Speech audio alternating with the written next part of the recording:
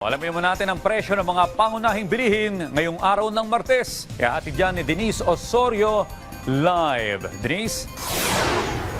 Audrey, kasalukuyang binabantayan ng lahat ang presyuhan ng sibuyas, bigas at karneng baboy sa merkado. Maliban sa maximum suggested retail price o MSRP ng imported na bigas at ang issue ng African Swine Fever o ASF sa mga baboy. Pamimeste naman ng mga army worms sa mga sibuyas sa Pangasinan ang panibagong nagdudulot ng pagbabago sa presyuhan. Dito sa Visayas Avenue Wet and Dry Market, kapansin-pansin na nasusunod naman ang itinagalang MSRP ng Department of Agriculture sa mga imported na bigas. Karaniwan sa mga lalagpas ng 58 pesos per kilo ay mga specialty rice na tulad ng red rice at Japanese rice.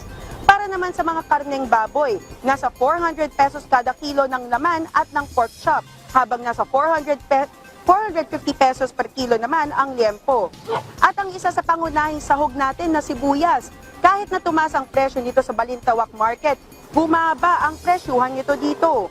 Ang sibuyas na pula, dating nasa 180 pesos per kilo, ngayon nasa 160 pesos per kilo. Ang sibuyas na puti naman, 10 piso ang ibinaba mula sa dating 130 pesos per kilo, ngayon 120 pesos per kilo na lang.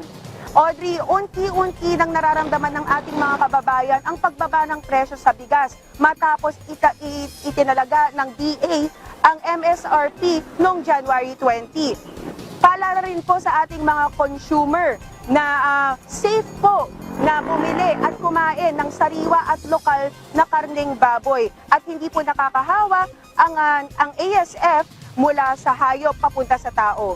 Yan ang pinakahuling balita mula rito sa Visayas Avenue Wet and Dry Market. Balik sa iyo, Audrey. Maraming salamat, Denise Osorio.